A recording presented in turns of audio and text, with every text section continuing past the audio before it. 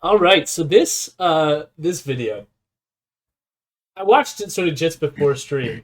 It popped up in my feed because now I'm starting to get recommendations from terrible things.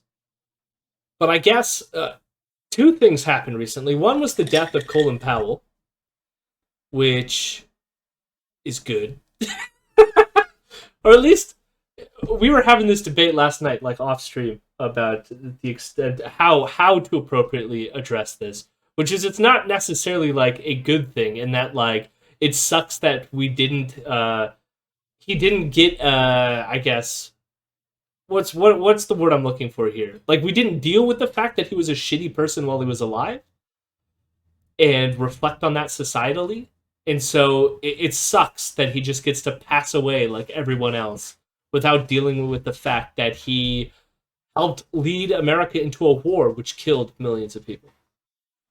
And so there's like an element in which that sucks. But then on the flip side, fuck him. And like, yeah, make fun of the fact that he's dead. I don't give a shit. He did not go to the War Crimes Yeah, Tribunal. Yeah. Uh, he was not sent to the Hague. He did not, you know,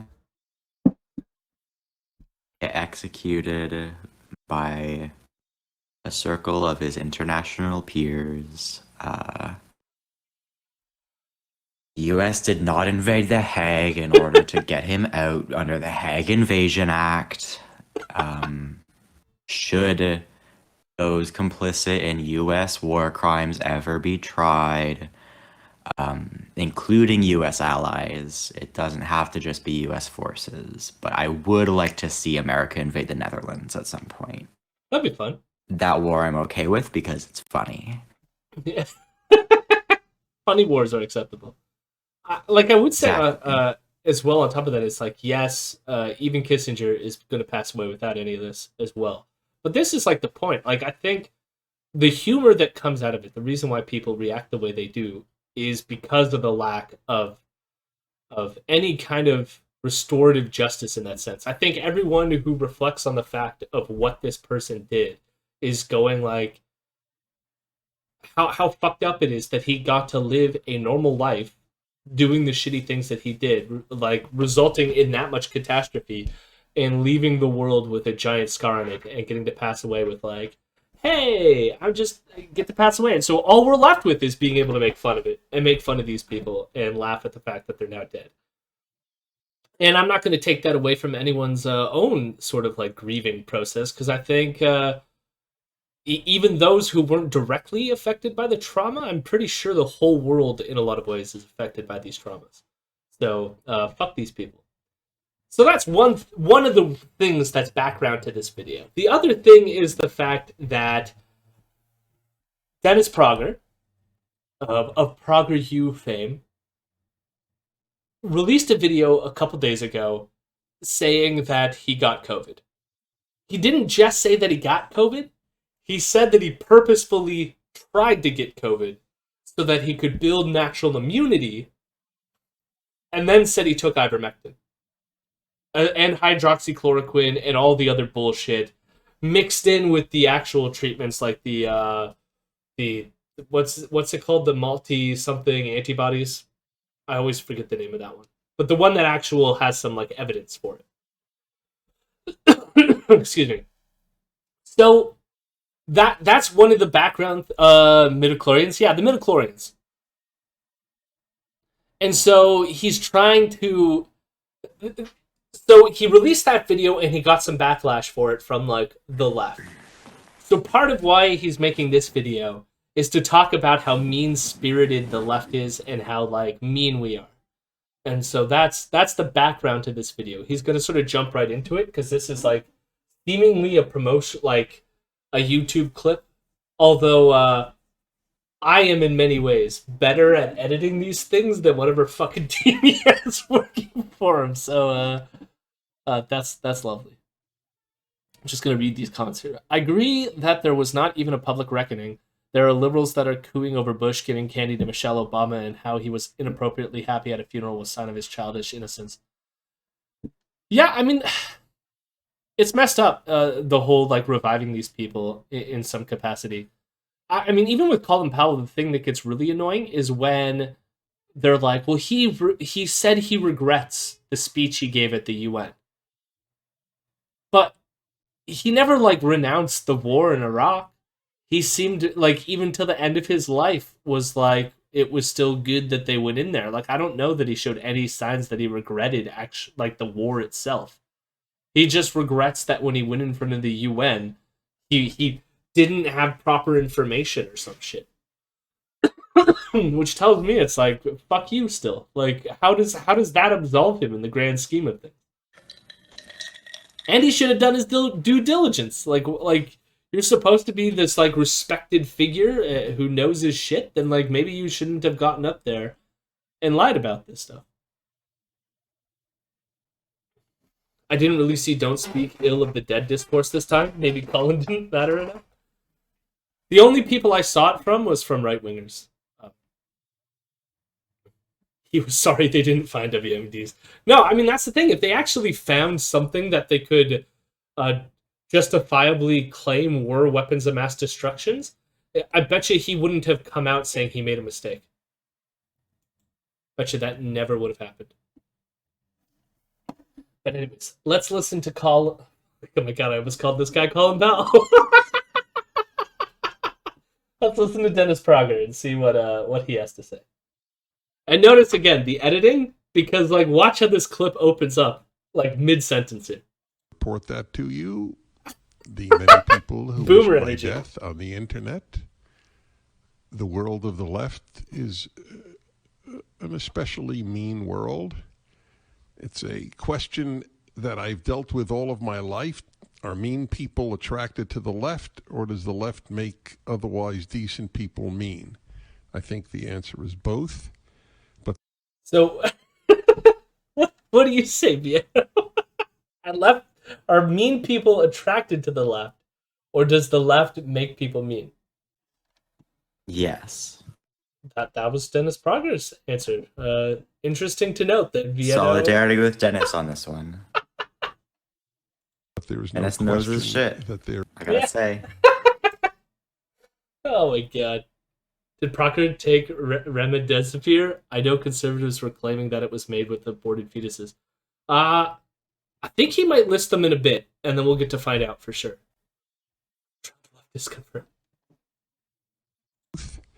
But there is no question that there is a cruelty in the human condition on the left that is not to be found nearly as much on the right. There's no doubt about it. Everybody listening knows that to be true. And I can't focus on this dude's voice. Yeah. Well, part of this too is he just had COVID. Okay. And I think that's going to be a relevant to something that's going to come up in a bit. But also, it's like, I mean, like, we all know this. I just feel like I have to fill it in. Which is like, there's people out there that, you know, the whole trolling movement, or the whole, like, you know, try to, like, trigger the libs type people. Like, the idea that somehow people who are conservatives are less likely to be rude or mean is just silly on the face of it. Just utterly silly on the face of it. Now, I'm not going to say that leftists are immune from being mean, but I will also say that sometimes being mean is justified. Like when you're dealing with fascist assholes who deny diseases like this guy. Or people like Colin Powell, who lied us into war. Maybe it's okay to be mean to those people, you know? Has Dennis ever thought about that part of this, you know? Where they want to be mean to, like, gay people or trans people. Which it's like, you're just being mean to people for who they are. I'm mean to you for the shit you do. Which I think is a little bit more justified. why that is a very tough question. Why do people choose to be despicable? Don't know exactly. I have theories. In any event, I have registered as negative. The therapeutics that I took were magnificent. I believed in them for the last year and a half as prophylactics and then as therapeutics. I agree with Harvey Risch. I believe he's at, was he at Yale? Before we get into this, I don't know who Harvey Risch is, but like notice as well that he took these things for therapeutics or prophylactics for years. For a year, sorry. So like what has he been like hucking back like ivermectin as a prophylactic, thinking that like it's better you take it before you get COVID? And like hydroxychloroquine and all these things? Like that's a little fucked up. Sounds like most homeopathic shit. Yeah. Well, here's the thing: is like I'm okay with preventative medicine, like vaccines for one. You know, it's just this idea of like taking an unproven treatment way in advance of you getting the actual thing the thing is supposed to treat is a little weird. A little weird. And hello, Famous Horse. We will be rating Famous Horse when this is done because it's Famous Horse's birthday. So happy birthday, Famous Horse. I don't know how old the horse is, but happy birthday. The epidemiologist. I don't Dennis know has been drinking hand sanitizer. As a prophylactic? I Yeah, wish. preventative medicine, you know? Maybe that's why he's so sleepy sounding. It's the alcohol content in the hand sanitizer. Jesus. Yeah, he's feeling all right. have him on today, but I do want him on again. And there are many who do believe that vast numbers of Americans died needlessly because the medical establishment has been corrupted by the left, just as everything else in society has. And people died because they were not given therapeutics. They're still saying at the New York Times the gigantic lie that the purpose of ivermectin is as a horse dewormer. So, several things here. For one, apparently leftists have taken over like all medical bodies or something. You know. Yeah, that's why we have Medicare for all. Oh my god. Like, what the fuck? How? I don't, like, I realize that they live in a delusional world, but it is so absurd at this point that somehow every single medical doctor is now just all of a sudden magically a leftist. That, like, we've somehow become so popular that we can infiltrate every single institution on this fucking planet, yet can't win the presidency? Like, somehow we figured it all out. We can't do the final thing, which is actually take any meaningful power. We can make sure that we could force vaccines on people, but we can't make sure that we run a leftist government. Sure. George Bush was a radical leftist. Yeah. Big medicine. Big medical science is taken over by socialists, yeah. I'll tell you, I know a lot of doctors, and I don't know a lot of them to be socialists. I know some of them to be socialists. I know some of them to be conservative, and I know a lot of them to be liberals, if I'm going to be quite honest. And, that's because they're quite comfortable, a lot of them. Especially, like, doctors and stuff like that. Surgeons. But, yeah, that other thing about the horse dewormer, this is the thing that, like, really annoys me, is, like, even in that New York Times piece, they're not saying that the sole use of ivermectin is a horse dewormer. The only reason why they refer to it as a horse dewormer is because not everyone is like Dennis Prager, who probably has a quack fucking doctor that is prescribing him ivermectin to treat COVID. And human ivermectin, which means that it's coming in a pill that, like, you would give to humans if they have some sort of parasitic infection. Okay? But most people who don't have a doctor like Dennis Prager does, who's willing to do that for them, or doesn't have the money that Dennis Prager has, they will be going to the veterinarian to get horse dewormer paste and are eating that. And there's plenty of evidence that is happening across this country and across America because of assholes like this guy promoting the fucking treatment.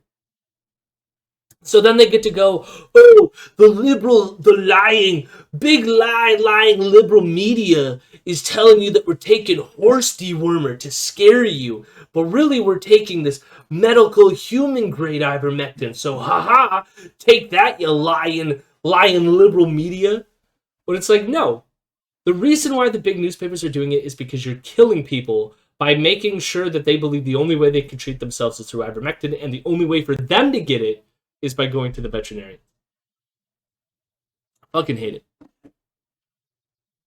Unfortunately, I think Umberto Eco's fascism is correct in identifying that one of the great lies of fascists is that the enemy is both big and small, threatening to be ridiculed. Yeah, exactly. We're simultaneously everywhere, and yet we're weak, effeminate, and all that shit. Yeah. I'm taking the Nobel Prize winning horse paste. Yeah, Jesus Christ. I will say this is another. Again, we're recording tomorrow, but Ezra did refer to it as Nobel Prize winning ivermectin on the show that we're going to be talking about tomorrow. These people, it never ends. As if people are taking it and doctors are prescribing it to people, not knowing that it is also a multi-purpose drug. Many drugs are used on animals. To describe it as a horse dewormer is a New York Times lie. New York Times lie is a big lie. It's a big lie. It's equal to the Washington Post lie. They all lie.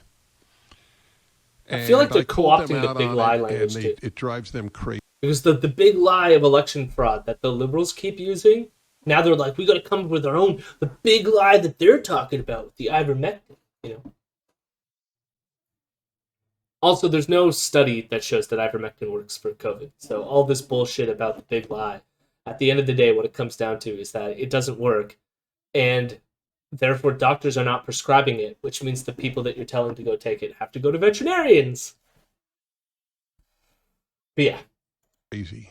It drives them crazy that I don't live in fear. Yeah. One of the animating impulses of people on the left is they're scared. That's why they have safe spaces on campuses. They're scared of dissent. They're scared of male-female differences. They're just scared of life.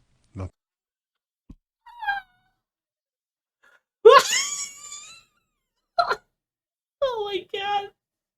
You know what? I'm terrified at the notion of male and female differences, apparently. The notion just terrifies me. Shakes me to my core. Stop mentioning it. I'm so afraid. Why would that make us afraid?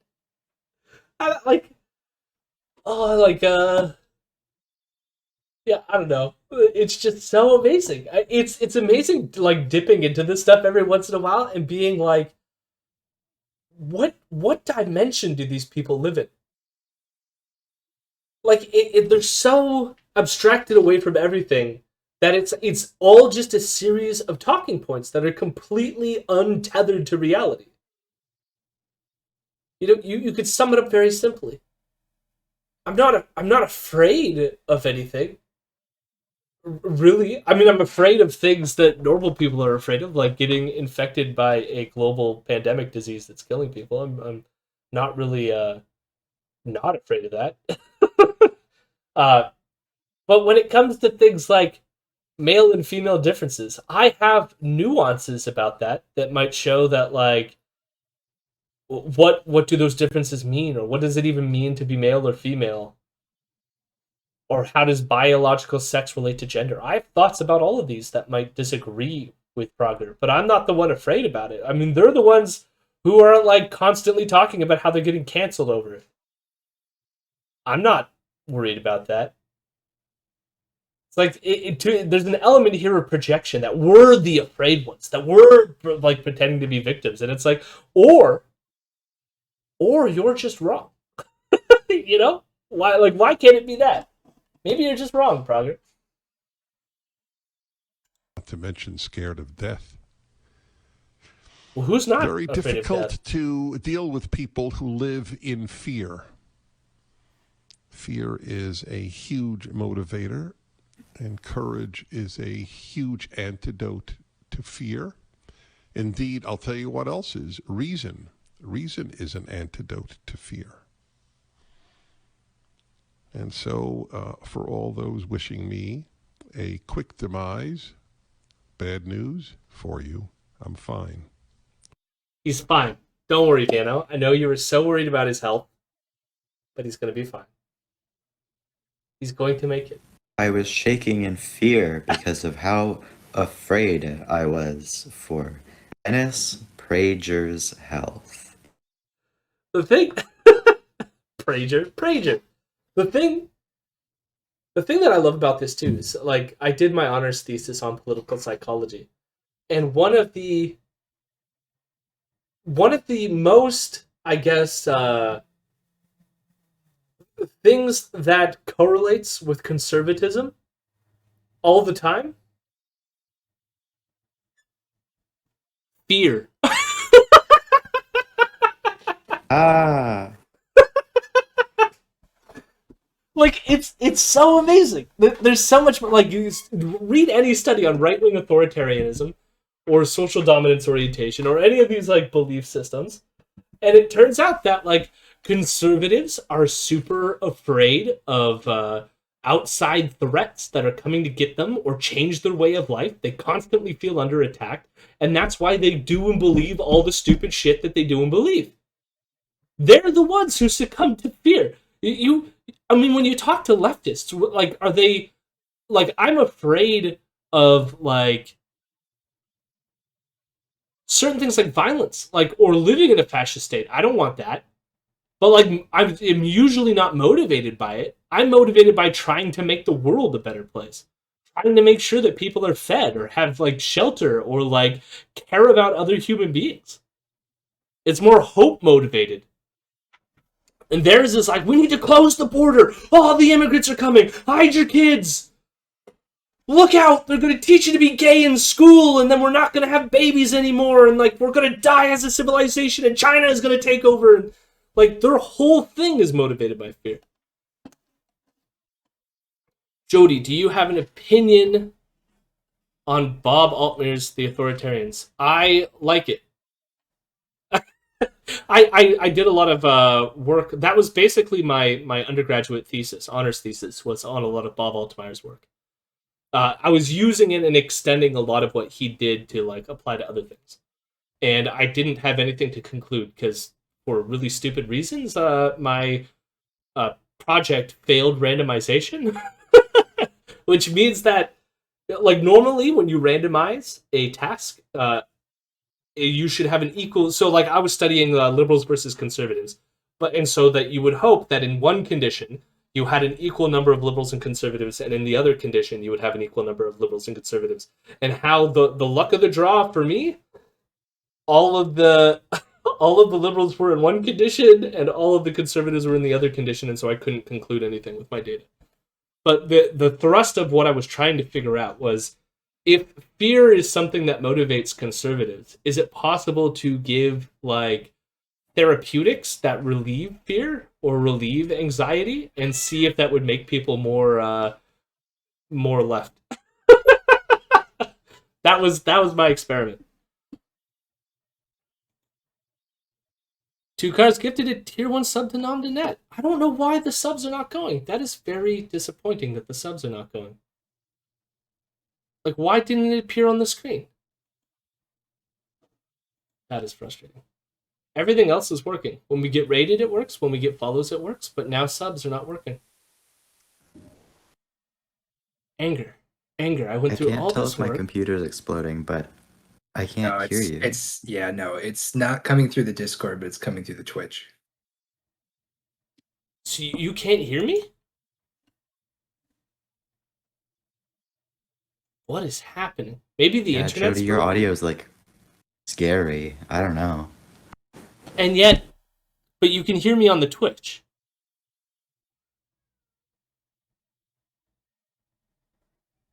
You can hear me on the Twitch? Can I anyone hear can me? barely hear you. It's just accompanied by like a scary, high-pitched, like clicking noise. Maybe if I adjust things, is this It's like a terrifying cricket. Twitch is fine though. Okay, so Twitch is fine. But Discord is not. Here, maybe if I leave Discord and I rejoin. Let's Yeah. hello? Nope. Oh, no, that hurt more. Jesus. What is happening? Well, maybe you'll just have to watch me on the like mute me in here, or maybe I'll mute myself, and then you'll have to watch me on stream. Is that gonna work? The issue is that there's a time delay on the Twitch. I don't know. That's super weird. I don't I even know how to love fix that. Oh my god. Cody, no more speaking. Oh. Well, I have to speak. I'm streaming. Go unmute yourself on Discord, then yeah, I just won't listen to you. It's fine. That is super weird. Maybe bandwidth issues? I'm not getting any like bandwidth issues. Okay, so the way that the rest of the stream is gonna go for me, because I watch the Twitch on my phone, and it's delayed by multiple seconds, is I'm gonna look and see when Jody's lips aren't moving, and then I'm gonna just like start talking, and if he started talking in the time between the actual Twitch working again or not, or showing his lips moving, that's not my problem. I'm already speaking. Jody can wait. That's fine. This is gonna be fun. I'm not gonna know what Jody's saying for the rest of the stream. I'm not listening. You're not even going to listen?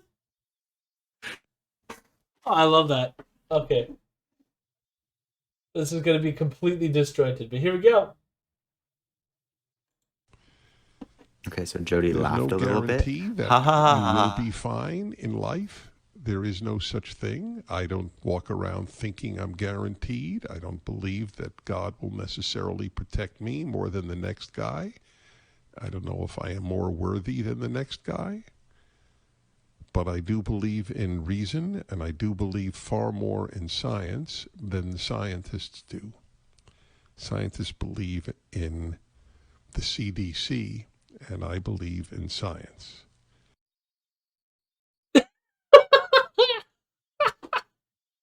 Who would have known? Apparently, I wanna like walk through this like awesome thing that he just said, which is that scientists believe in the CDC, where Dennis believes in the science.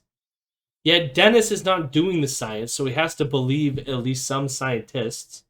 And the people who work at the CDC are scientists. So what is Dennis Prager believing here such that he happens to know more than the scientists, but he's right? None of this makes any fucking sense. I love these people. So there you go, and that is the.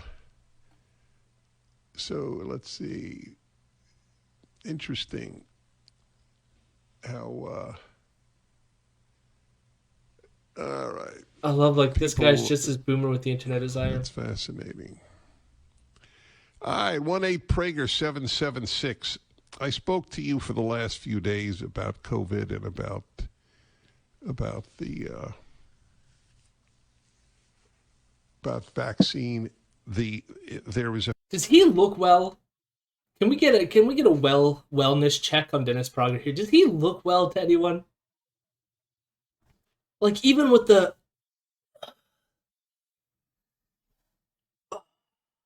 tells me that like he's not doing well. Didn't see Simone in the background. Yes, I did see Simone as well. He usually looks like shit. Yeah, like that's true. But he looks like shit. fetish on the vaccine issue. The fact that people who have had COVID are not considered to have antibodies, and that they too have to get vaccinated. That should be proof to you that the issue of the vaccine is a fetish. That's all it is. It's an irrational fetish. why people who have natural immunity have to get a vaccine and should be fired from their place of work. Anyway, people shouldn't be fired from their jobs to begin with. This is a first in America. People should not be fired from their jobs to begin with. Okay. But getting back to the point about antibodies, I mean, we all know this here, but I gotta say this for when I post this video on YouTube and YouTube wants to demonetize me for spreading COVID misinformation, it's worth noting that, like, what matters here is not whether or not one has antibodies, but the quality of the antibody response. And that's going to be different based on how much of the virus or viral load that you receive. And that's why it's better to get a vaccine to give you a really robust immune response without, say, going the natural route, which gives you a more varied response, in which it doesn't necessarily say that you're going to have a more robust immunity response. And you have the possibility of dying because it is a deadly virus. You got away. But don't do that. Like, get your vaccine. Don't get a natural thing. Like, fucking Prager here went out of his way specifically to get infected with the idea that somehow if he got natural infection, then natural immunity was going to be better than the vaccine. And there's no evidence, none whatsoever. There's plenty of published studies out there. You can go read them if you want to. If you want to, like, if as Prager says here, he only believes the science. You can go read the data. It's out there. The vaccine immune response is better than natural immunity in terms of being reliable. I'm not going to say that is the case in every case, because of course not every shot is going to give you like perfect immunity, and not every like potential infection is going to give you a high or low quality response. So the other thing I would say is don't get your medical advice from Dennis Prager. That's also probably good. Is he promoting stronger employment laws, even with cause isn't enough? Right? Like, there's an element here in which Prager is a Marxist. He's using fetish in the Marxist sense. But no, he's not. Unless you just want him to. I'm going to try to unmute myself. Let me know if it blows your ears out, okay? Oh, wait, here we go. Is it blowing your ears out? Yeah, it's still pretty rough. That is weird. What the hell is that all about? That is super frustrating and annoying.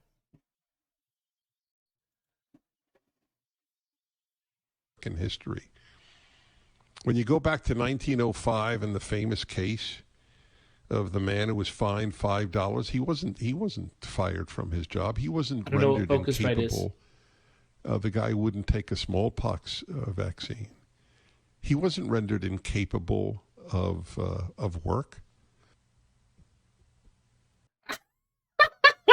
Okay, so two things we just witnessed here. The last one being the most amazing thing. But, I mean, I don't know that much about smallpox and its virality, but I imagine that smallpox only is infectious when you have this stuff happening. Right? I think that might be true. It may not be. Like I say, go do your research on that one. I mean, smallpox isn't around anymore, so thankfully I don't have to be correct on this. The point being is, we know that asymptomatic spread exists. Asymptomatic spread actually exists, okay? Which means you could show up at your work, infect a whole bunch of people, and not know that you had it. Hence why maybe it might not be necessary to do a strict, like, stay-at-home smallpox thing if you're not vaccinated. Where here we might want to say that, yes, make sure that you're vaccinated before you go to work and are surrounded by a whole bunch of people. But notice how casually he mutes his microphone to hack his lungs out. Because this person is totally fine and didn't just suffer from an infection of COVID-19. All right, here we go. He wasn't rendered incapable of work. He looks totally healthy. Don't worry, everyone. Dennis Prager is fine. He said so. He said he's fine. Don't worry about the obvious hacking that he just did. He's fine. He's fine. He was fined $5, which I guess, I don't know what that would be today. Would it be $500? Is it? I mean, it would be a serious sum of money, but it didn't render him incapable of feeding his family. The hatred of Americans who won't take a vaccine, the hatred that has been fostered by this despicable president. I've never described the president as despicable. He's a despicable man. He is the most disuniting president. He makes Trump look like Mr. Unity.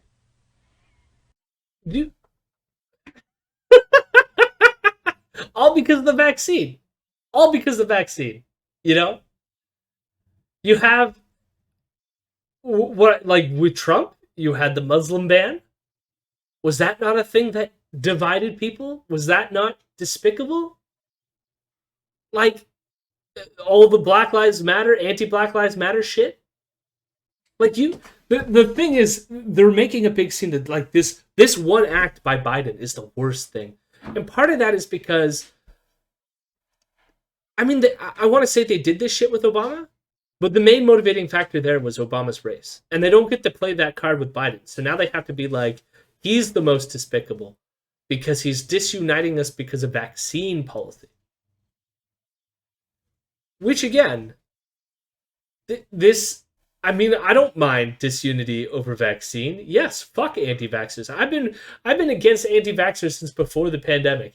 Anti-vaxxers have done nothing but spread science denial and disease everywhere they go, and have killed many lives through their ignorance and stupidity.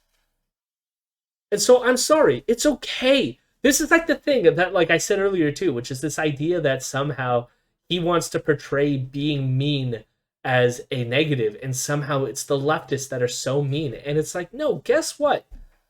I get to be justifiably mean to anti-vaxxers for spreading disease and killing people.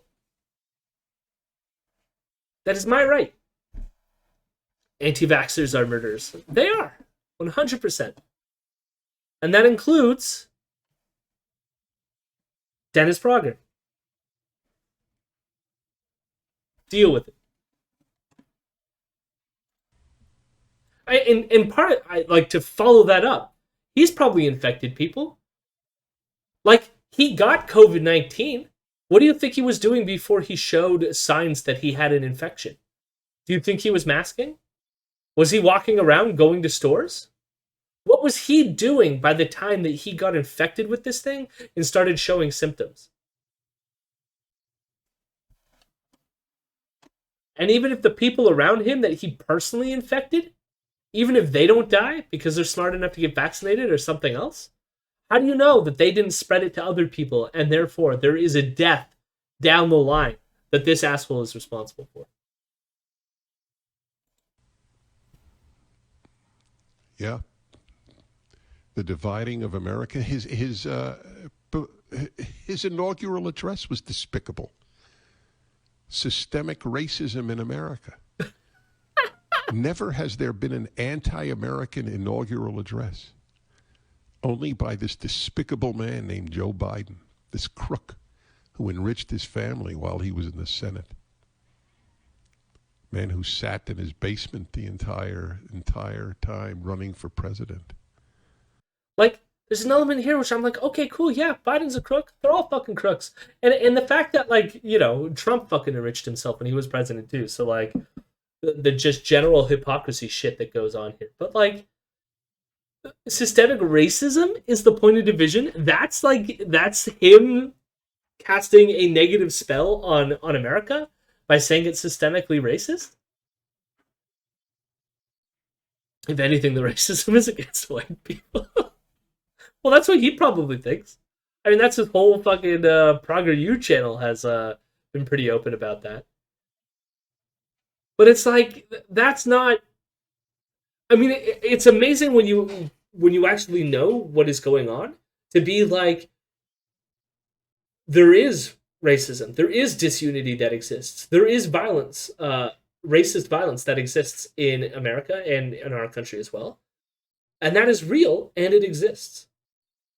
And then he wants to go and say that the person who goes, yes, that thing that I just described exists, and he wants to go, he's the one disuniting. Like, not the fact that this shit exists in the first place. It's the fact that he said anything. That's what's causing the division. That's the bad thing. That's the thing we need to stop. Trump still is. He's charging rent to his own Secret Service detail. Jesus. What's the point of being president if you're not going to use it to sell steaks afterwards? You know what? You got to respect the hustle and be a painter like George W. Bush. I would even say, I respect the George W. Bush painting grift over even like Obama speaking at like Goldman Sachs or whatever fuck he does nowadays, or his Netflix special and all that shit. Make paint, draw things, do that. I mean, we still don't get to like resolve you of being a piece of shit warmonger, but that's the least harmful thing he's done in his life. Let's just say.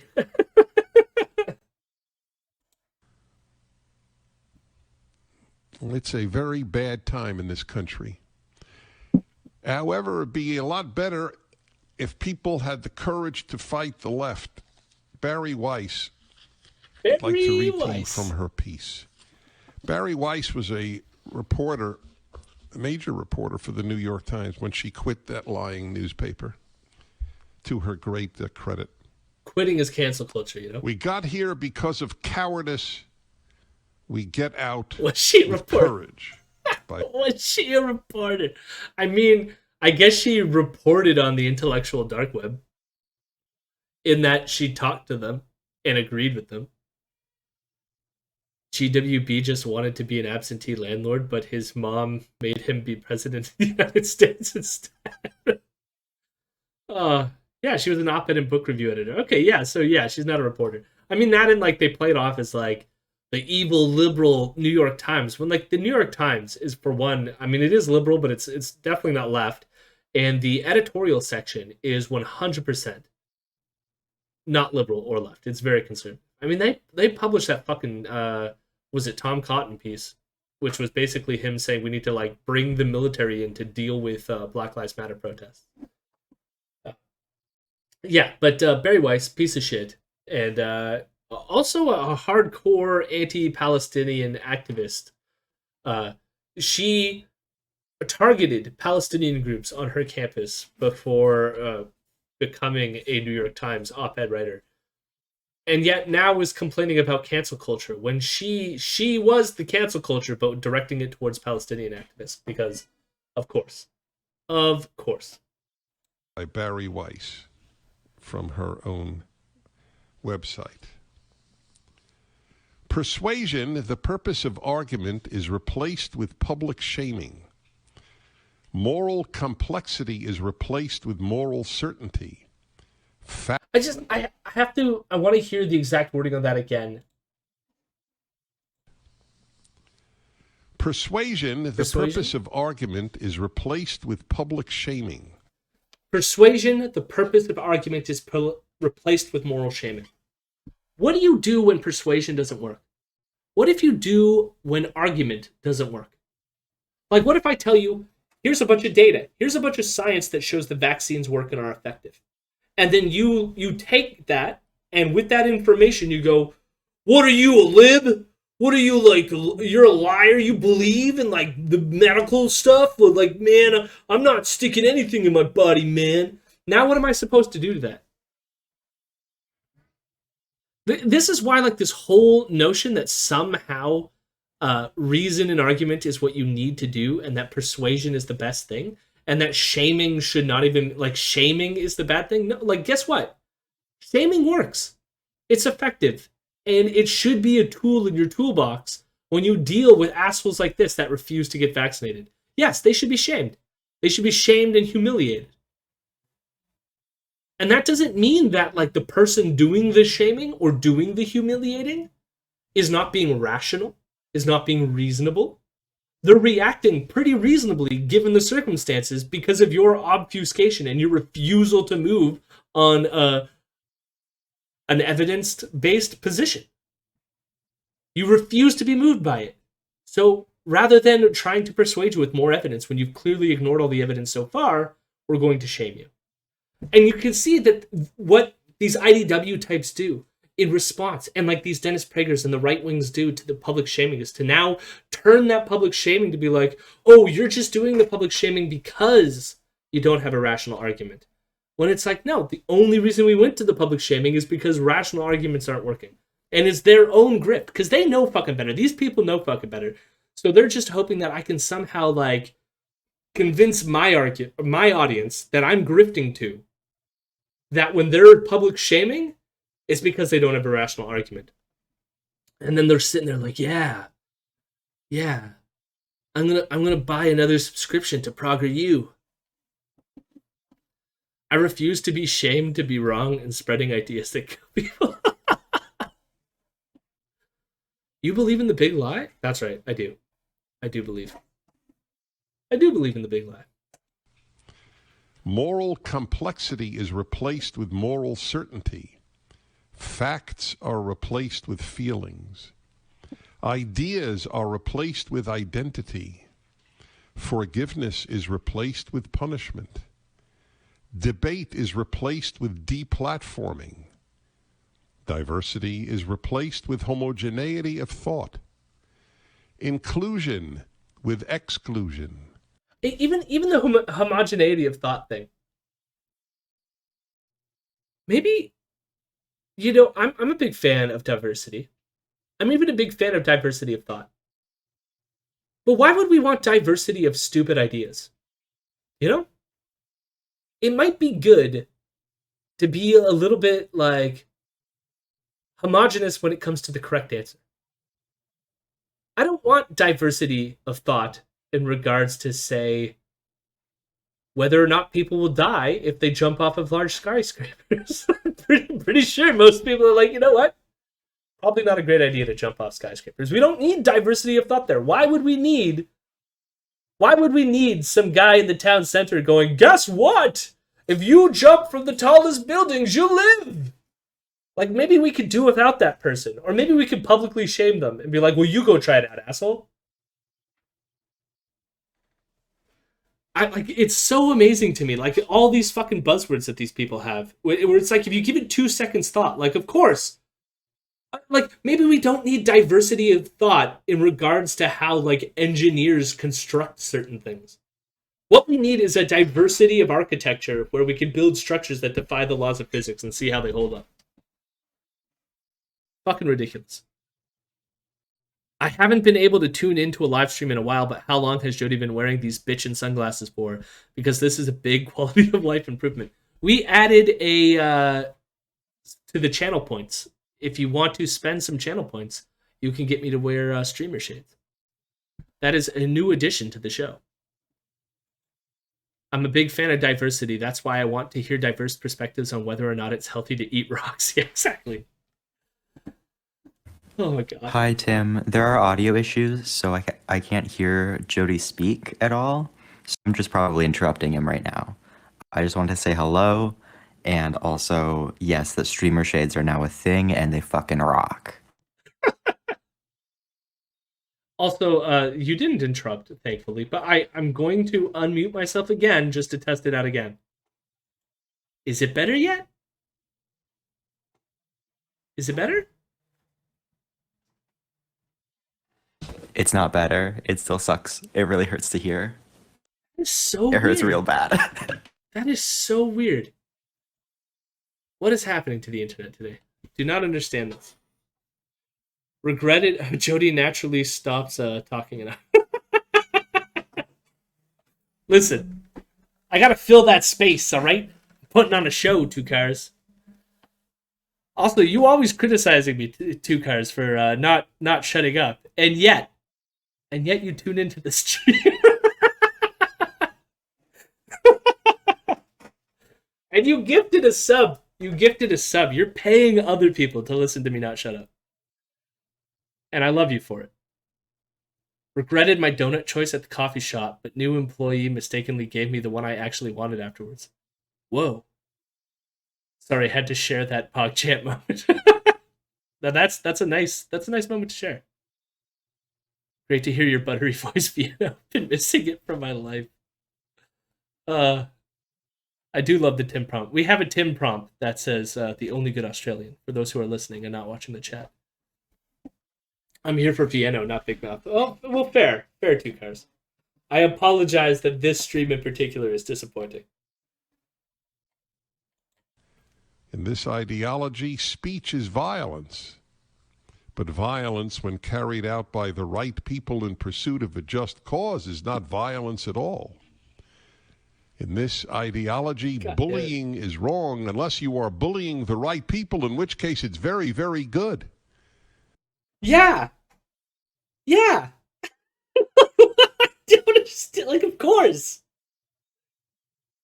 It's like some speech can be violent, but only violent speech is bad when it's done for wrong reasons. You know? I'm sure no one would complain if any soldier in World War II went, "Fuck you, Nazi." You know? No one would have complained about that because Nazis suck. It's good to say fuck you to Nazis. Being a trans bigot, not cool. Being bigoted towards trans people. I guess a trans bigot sounds like you could be a trans person who's also a bigot, so I thought I would clarify. Point being, that's not necessarily some aggressive or violent rhetoric is not necessarily bad. And others, definitely bad. Yeah. I just love the Two Cars thing.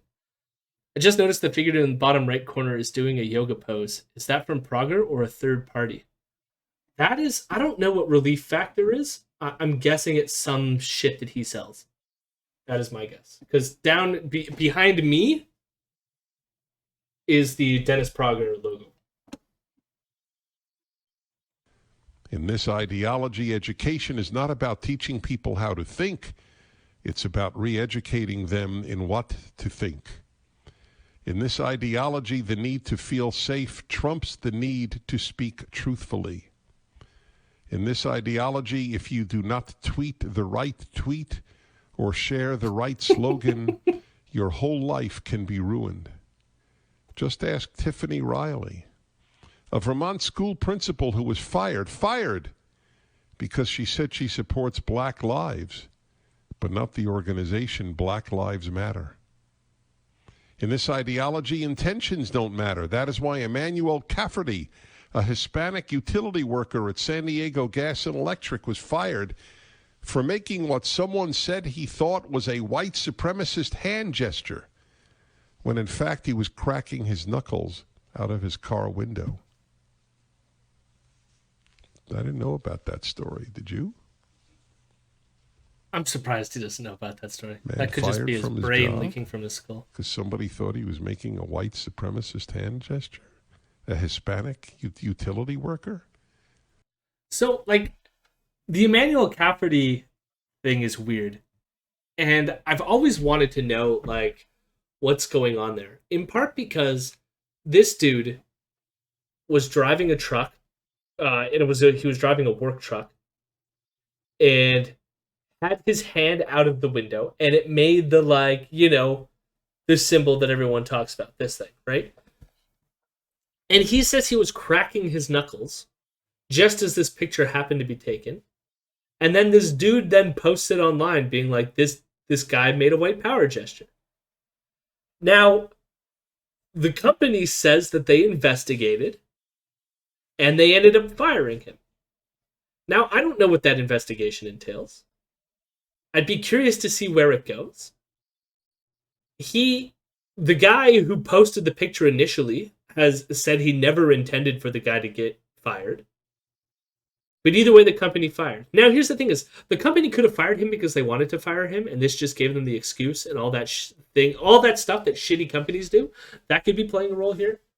I wonder too if it's like maybe there's something about this guy that's like missing from the coverage of this.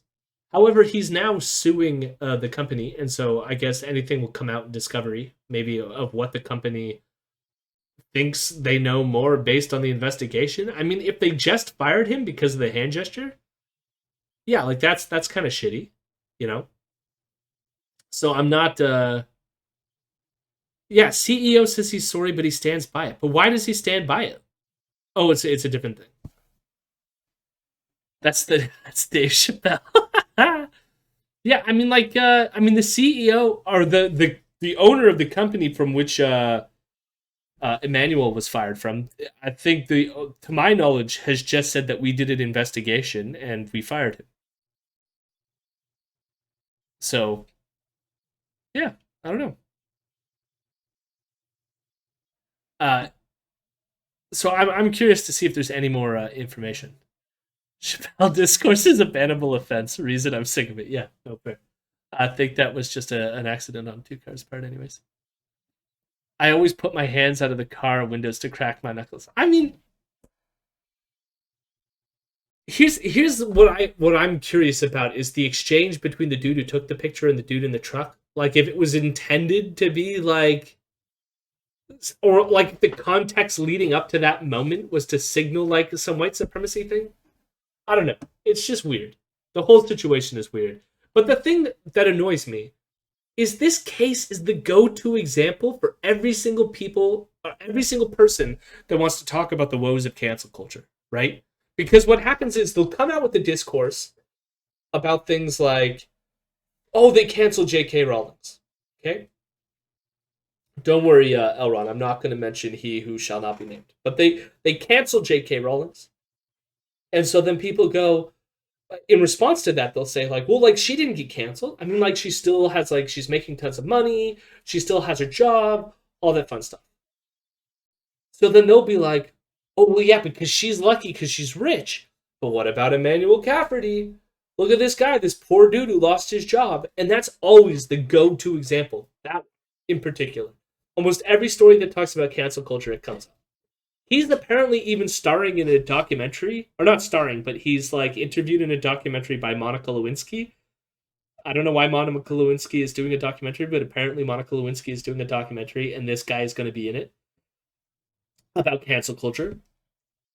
And so maybe more is going to come out. I don't know, but like it's just weird to me that like this is like the only example that's used in all of these articles. You would think that there would be a like more, right? I mean, they give this principal example, but from what I remember of that case, I feel like there's way more to it. And even then, the principal saying, I believe in Black Lives, but I don't believe in Black Lives Matter, I don't know. Fuck that principal. I don't care. I do not care.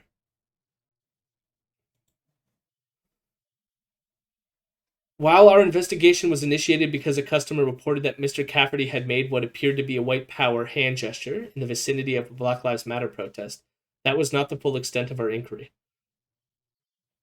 Interesting. So apparently he's suing them, and maybe we'll get more information. That was Two Cars in the chat, sending a quote from an article.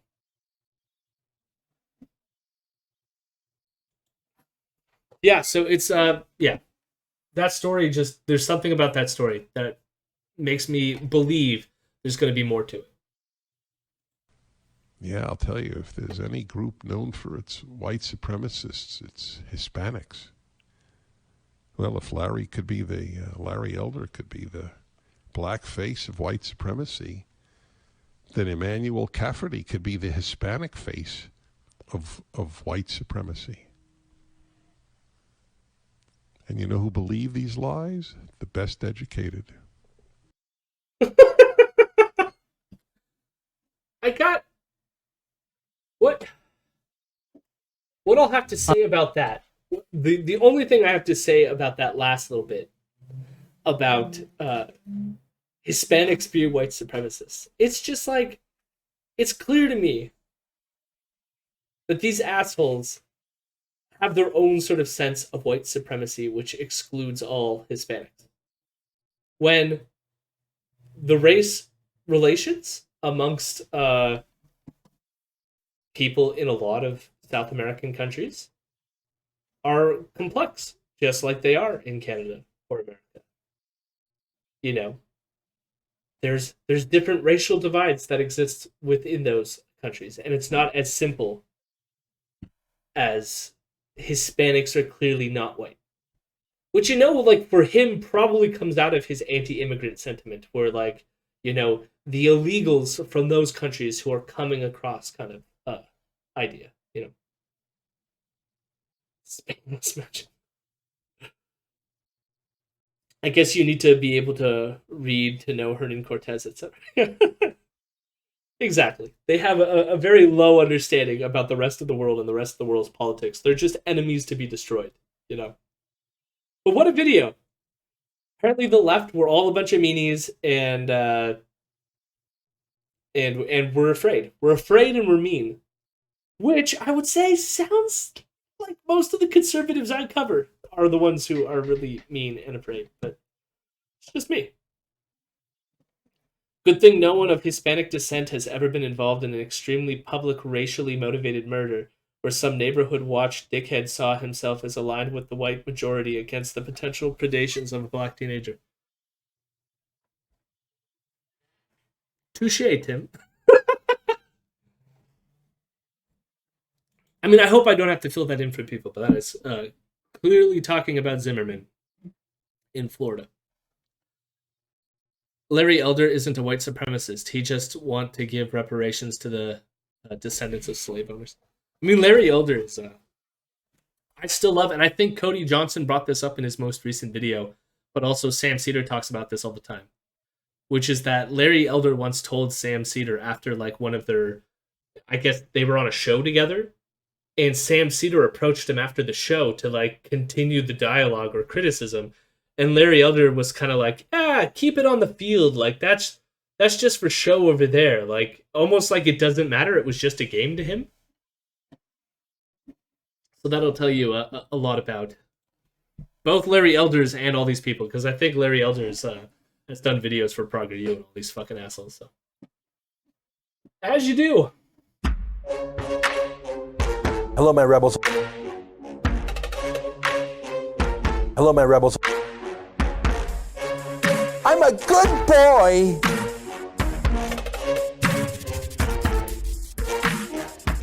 I'm a weirdo.